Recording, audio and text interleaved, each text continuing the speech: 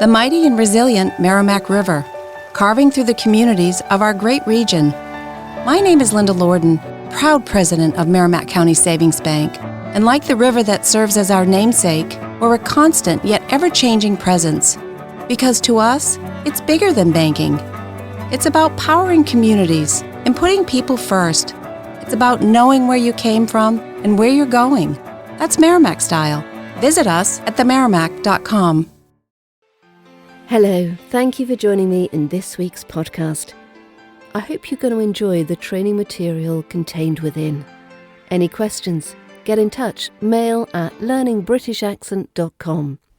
Without further ado, let's start with Section 1. Section 1. Tongue Twisters Part 2. Let's pick up where we left off and continue with our exploration of tongue twisters. I wish to wish the wish you wish to wish, but if you wish the witch wishes, I won't wish the wish you wish to wish.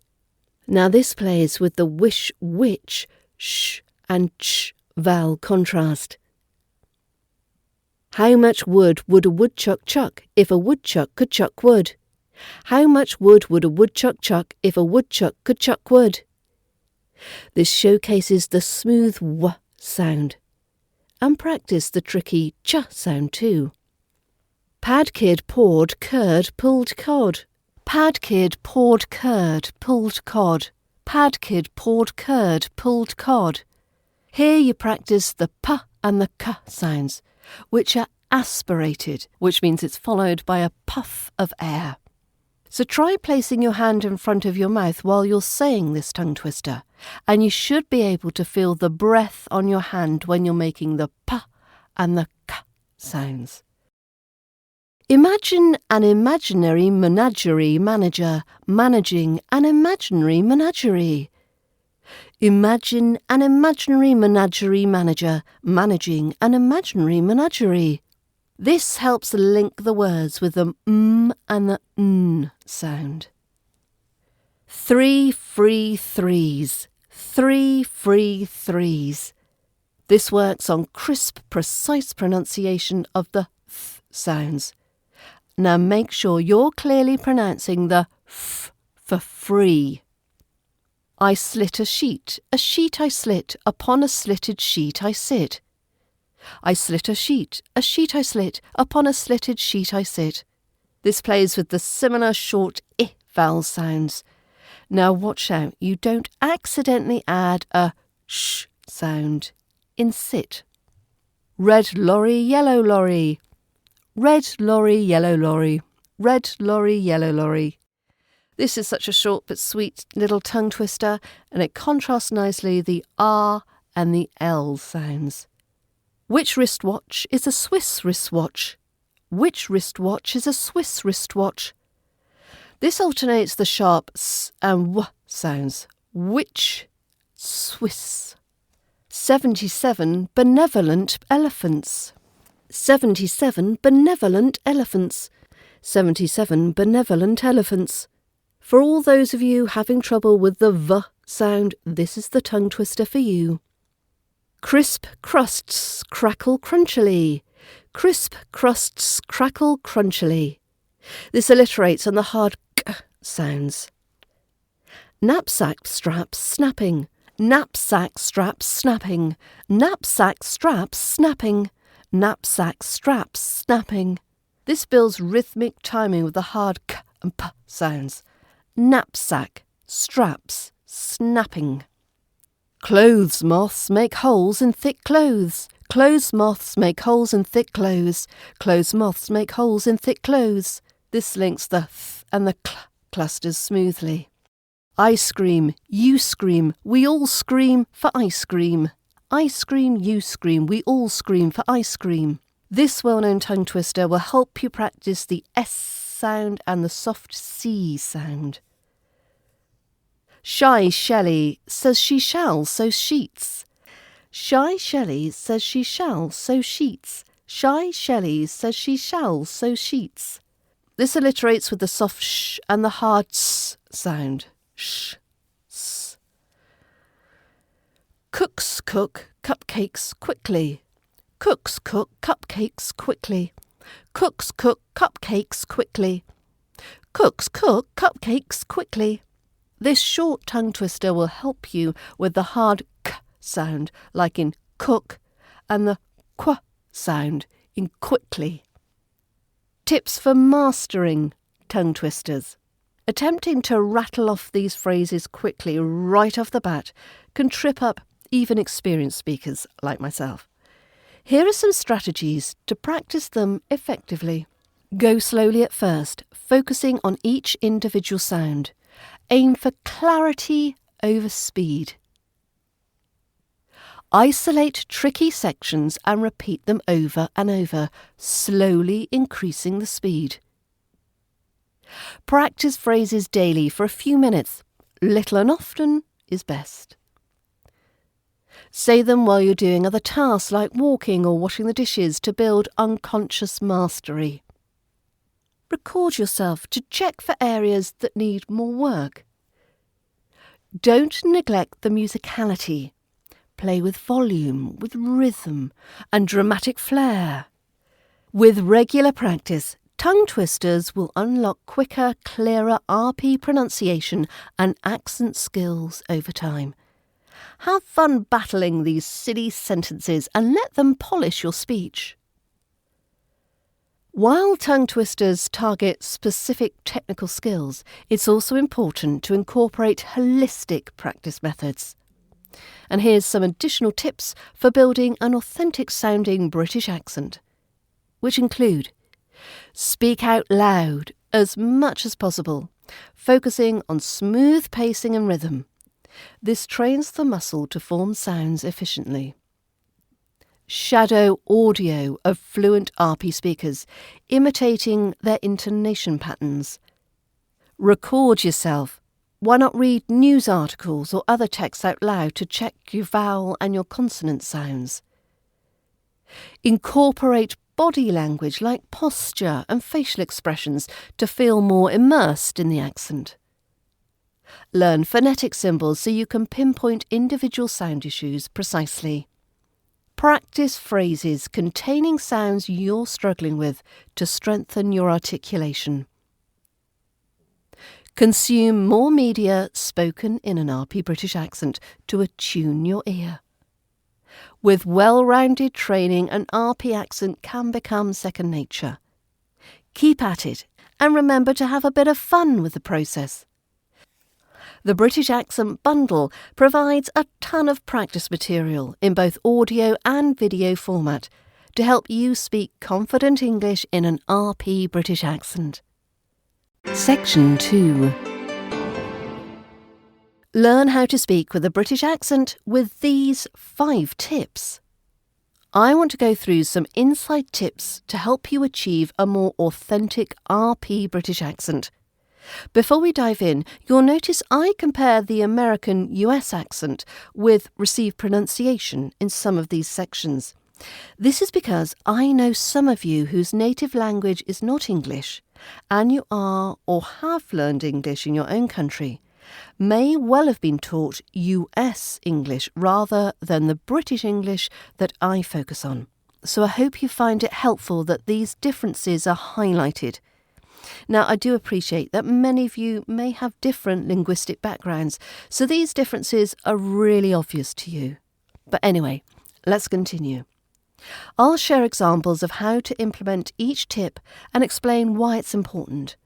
With practice, these secrets can really take your British pronunciation to the next level, whether you're a native or non-native speaker.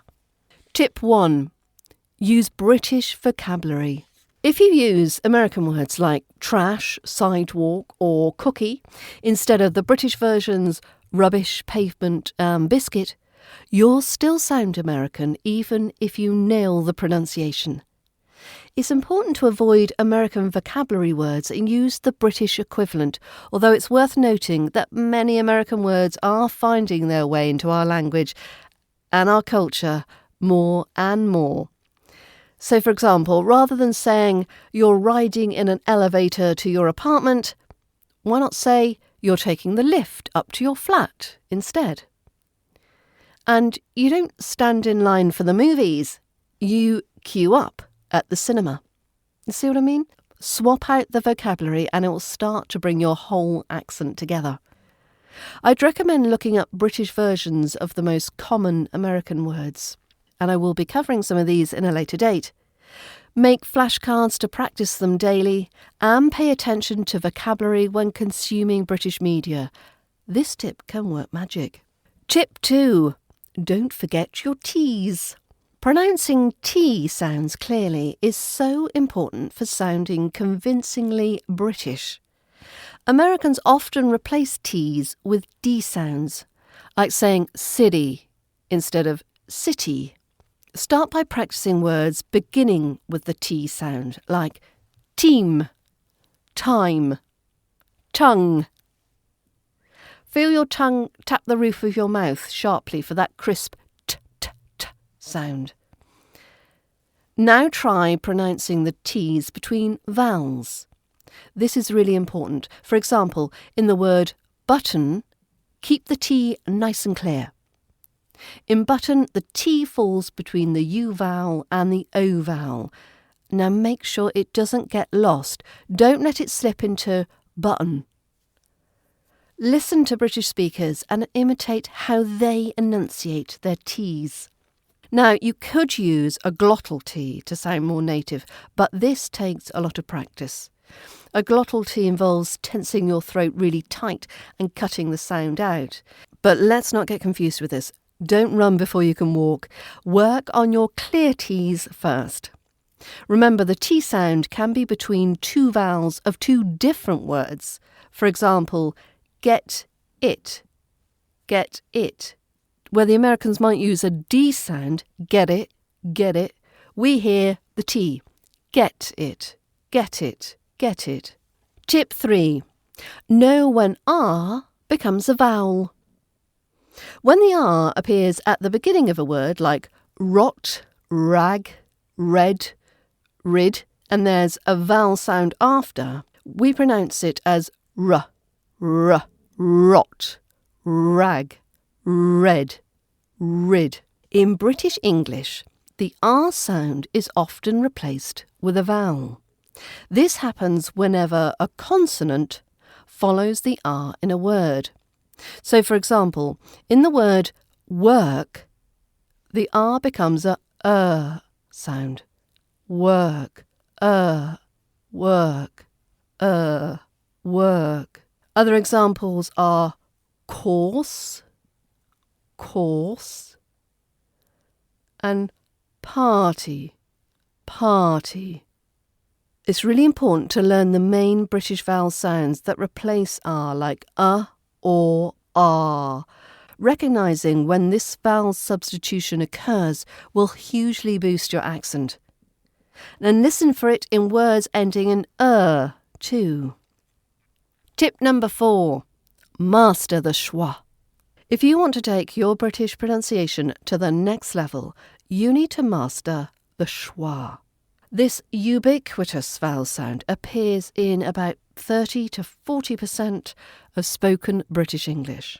The schwa is the natural, relaxed sounds in words like button, Canada. Whenever you see the spelling E, it will be likely to be a schwa, like in person or teacher.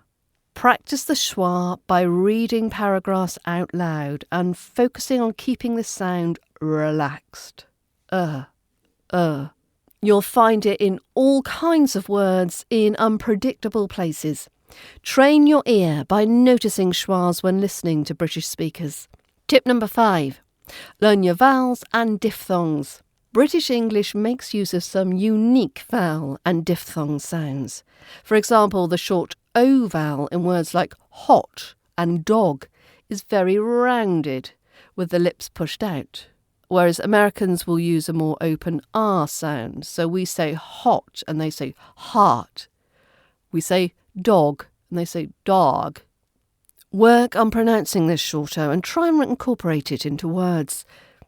Other key sounds are the ear diphthong in words like beer And the long A sound in bath, bath. Ow diphthong is one I think sounds particularly British. How now, brown cow. Really listen to these telltale sounds in words and practice them. Your vowels are the bedrock to your accent. Now, I've got videos showing you how to pronounce all these different sounds correctly. Each video will guide you how to place your tongue, lips and mouth to produce these RP British accent sounds.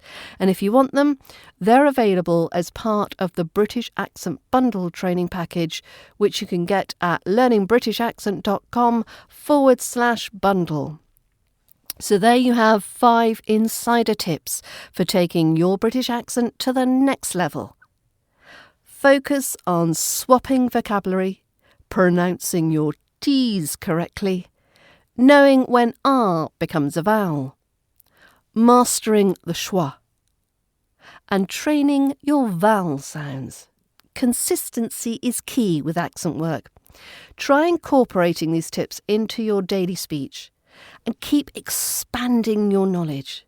There are always more secrets to learn. Feel free to ask me any questions. Happy practicing. Section 3.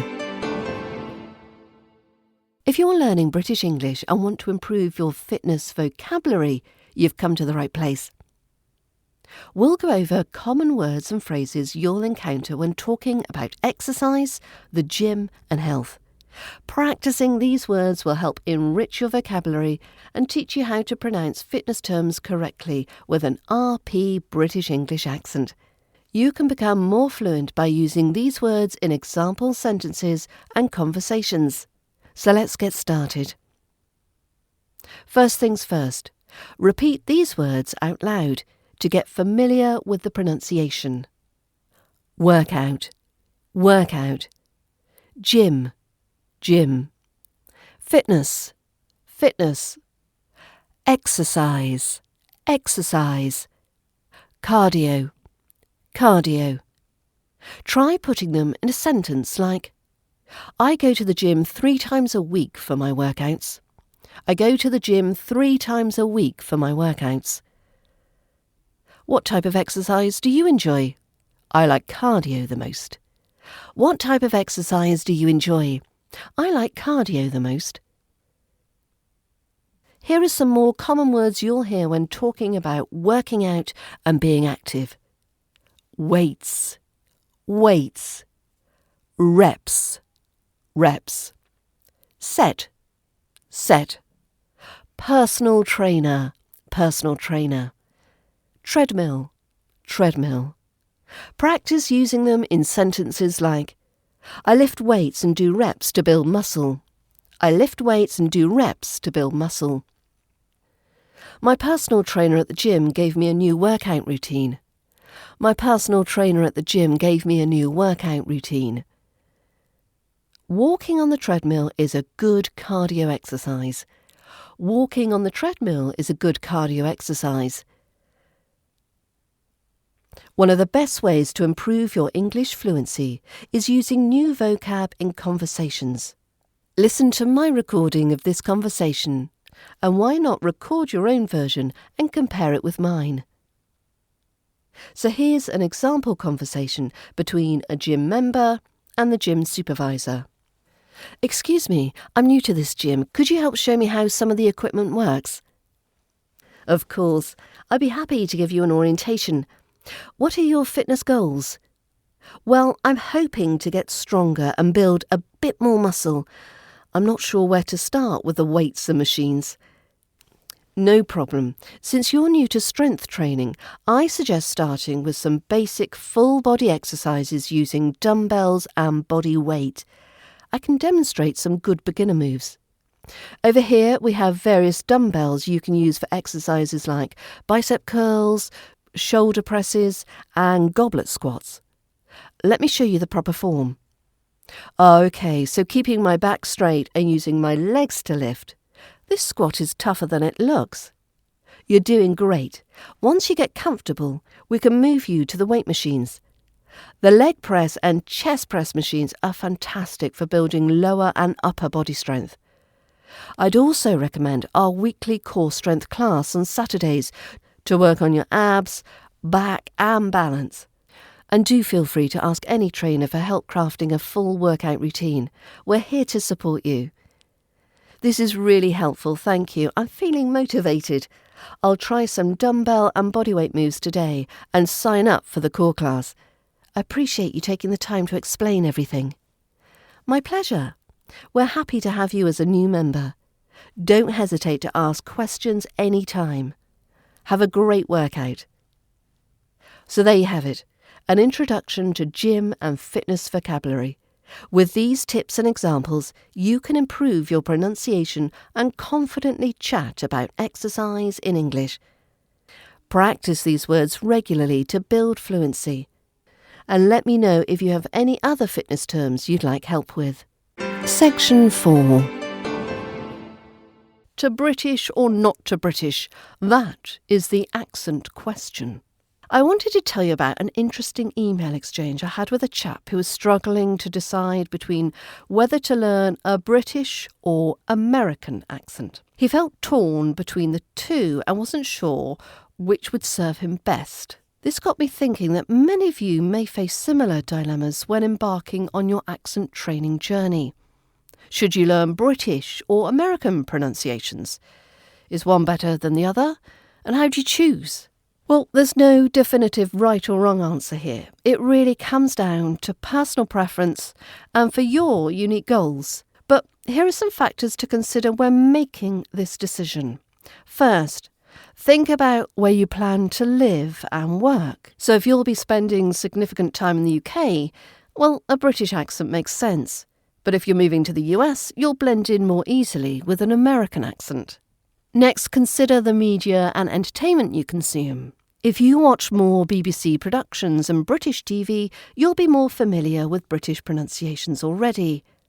If you're a fan of Hollywood films and American TV shows, an American accent may be easier to relate to. You should also think about what accent you're naturally drawn to. Listen to examples of both and see what sounds more appealing and more melodic to your ear. You'll be highly motivated to learn an accent you genuinely enjoy hearing and speaking. Finally, reflect on your reasons for learning a new accent. Is it for business, school, travel, or personal development? Knowing your why can help make your decision. When it came down to it, the gentleman I was emailing realised his heart was leading him towards an American accent. He had plans to move to the States, enjoyed watching American media, and simply found that accent more pleasing to his ears. Once he listened to his intuition, the choice became clear. So in summary, really listen to your own preferences and goals here. There's no better or worse option, just the right one for you. Trust your instincts, and the accent that sparks your excitement will be the most rewarding one to learn. Let me know if you're struggling with this British versus American decision. I'm always happy to offer guidance.